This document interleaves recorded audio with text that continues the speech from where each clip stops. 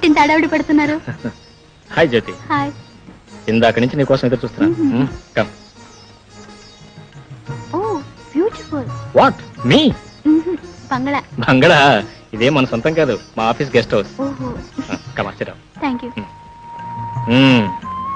ఇంటి దగ్గర ఏం చెప్పొచ్చావు? నా ఫ్రెండ్ బర్త్డే పార్టీ అని అబద్ధం చెప్పొచ్చాను. That's grand. అబద్ధాలు ఆడటం ప్రేమికులకు మొదటి ఆరోగ్య సూత్రం. నువ్వు రోజు అబద్ధాలు ఆడుతూ ఉండు, మనం రోజు కలుసుకుంటూ ఉండు. ఓకే? ఇంట్లో ఎవరు లేరా? పని మనిషి సెలవిచ్చాను, వంట మనిషిని సినిమా పంపించాను. ఏ భయంగా ఉందా? ఎందుకు భయం? ఏం లేదు, ఇంత పెద్ద బంగళాలో మన ఇద్దరమే ఏకాంతంగా ఉన్నది. నాకు మీ మీద నమ్మకం ఉందిలేండి. Thanks, I know that. అందుకే కావాలని ఇంటికి ఆహ్వానించాను, మనసు పని విషయాలు మాట్లాడుకోవచ్చని. ఈ ఫోటో చిన్నప్పుడు మీ ఫోటోయేనా? స్వీట్. పెద్దయిన పోలికలే మారలేదు. అదే కళ్ళు, అదే ముక్కు, అదే నోరు, అంతా మీరే. ఆ ఫోటో నాది కాదు జ్యోతి. సర్లేండి, కాదంటే చూసేవాళ్ళు ఎవరు నమ్మరు, నేను అస్సలు నమ్మను. ఆ ఫోటో వెనక ఎవరు నమ్మలేని నిజం అవుతుంది. ఏమిటండి అది? అది అది మా అబ్బాయిది. మీ అబ్బాయా? అవును జ్యోతి, నువ్వు అనుకున్నట్టు నేను బ్రహ్మచారిని కాదు. నాకు ఇదివరకే పెళ్లి అయింది. నేను హైదరాబాద్లో ఎంఏ చదువుతున్న రోజుల్లో కల్పన అనే అమ్మాయి నా జీవితంలో ప్రవేశించింది. ఆ ఆనందంలో సంవత్సరం ఒక క్షణంలో గడిచిపోయింది. నాకు డిగ్రీ చేతికొచ్చి ఉద్యోగం రాగానే మేము పెళ్లి చేసుకున్నాం. అప్పట్లో నా జీతం నెలకు 1000 రూపాయలు. నిజానికి దంపతులు సుఖంగా బ్రతకడానికి ఆ ఉద్యోగం చాలు. అయినా కల్పన కలవారింటి పిల్ల. అందుకే ఆవిడికి నా అంతస్తు దిగజారి బ్రతకడం చాలా దుర్భరం అయిపోయింది. మా పెళ్లిలో కేవలం ఆకర్షణ తప్ప అన్యోన్యత, అనురాగం లేవని చాలా ఆలస్యంగా అర్థం చేసుకున్నాను. అయినా మా దాంపత్య జీవితం విచ్ఛిన్నం కాకూడదని శతవిధాలా ప్రయత్నం చేశాను. కానీ ప్రయోజనం లేకుండా పోయింది. ఒకనాడు నన్ను, నా బిడ్డను వదిలేసి కల్పన విడాకులు ఇచ్చి వెళ్ళిపోయింది. బ్రతుకున్నంత వరకు నా మేనత్త నా బిడ్డను సాకింది. ఆమె చనిపోయిన తర్వాత ప్రకాష్ను ఊటీ కాన్వెంట్లో చేర్చాను. జ్యోతి, మనసిచ్చిన మనిషిని మభ్యపెట్టడం ఇష్టం లేక ఈ విషయం అంతా నీకు చెప్పాలని ఇంటికి ఆహ్వానించాను. ఒక బిడ్డ తండ్రిని పెళ్లి చేసుకోవడానికి నీ మనసు అంగీకరించకపోవచ్చు. అంగీకరించకపోయినా నేను అర్థం చేసుకోగలను. ఇప్పుడు మన ఇద్దరు భవిష్యత్తు నిర్ణయించే అధికారం, అవకాశం నీ చేతుల్లో ఉంది. నీ నిర్ణయాన్ని మార్చుకోవాలంటే ఇప్పటికీ మించిపోయింది లేదు. నీ ఇష్టం. నా ఇష్టం. ఆ అవకాశాన్ని మీకే ఇస్తే మీ నిర్ణయాన్ని మార్చుకోగలరా? చెప్పండి. జ్యోతి, స్త్రీ జీవితంలో ఒక్కరినే ప్రేమిస్తుంది, ఒక్కసారే ప్రేమిస్తుంది.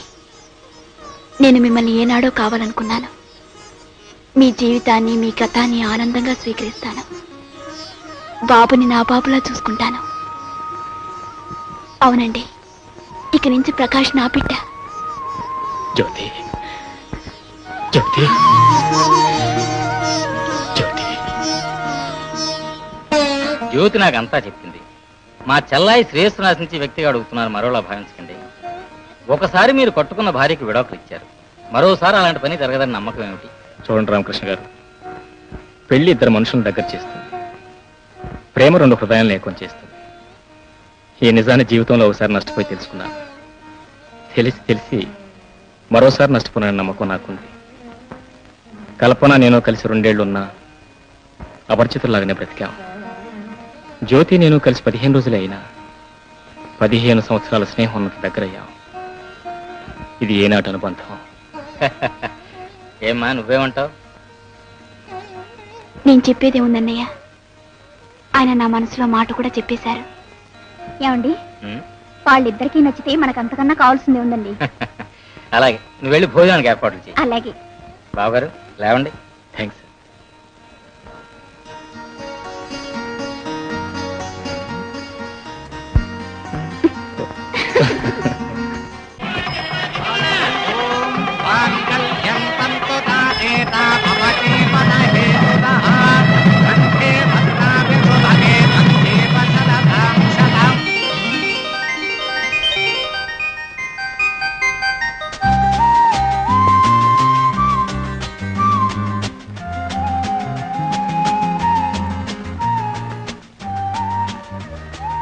ఏమిటి ఆలోచిస్తున్నా? ఇది కళా నిజమా అని. ఆ అనుమానం ఎందుకు వచ్చింది? నెల రోజుల క్రితం నేనెవరో మీకు తెలియదు, మీరెవరో నాకు తెలియదు, కానీ ఈవేళ దానికి కారణం నాకు తెలుసు. ఏమిటి? అలా చెప్పను. ఏది? ఇటు చూడు, ఇటు. మొట్టమొదటిసారి నేను చూడగా నాకేమనిపించింది తెలుసా? ఏమనిపించింది? అయ్యో! అది అనిపించింది. అవును, నన్ను చూడగా నీకు అనే అనిపించిందా? ఛీ, నాకేం అలా అనిపించలా. అమ్మ దొంగ. నిజం చెప్పు. ఏమండి, జీవితంలో ఎంతో పవిత్రమైన మొదటి రాత్రి హోటల్కి ఎందుకు తీసుకొచ్చారు? హాయిగా మన ఇంట్లోనే గడిపితే ఎంత ఆనందంగా ఉండేది, ఎంత తృప్తిగా ఉండేది. ఎందుకు అర్థం లేని ఖర్చులు?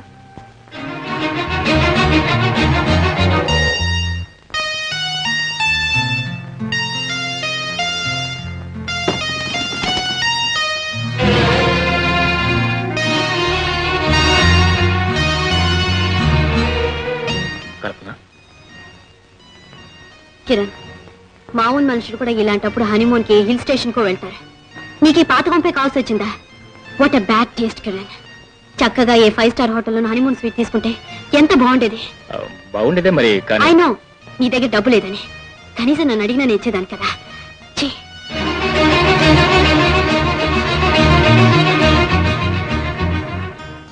ఏమండి,